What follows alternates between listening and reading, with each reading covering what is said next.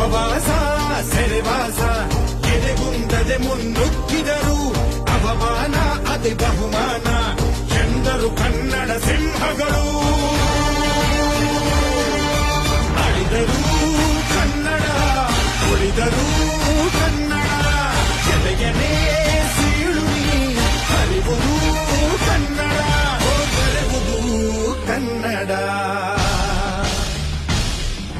ನನ್ನ ಮಣ್ಣಿದು ನನ್ನ ಮಣ್ಣಿದು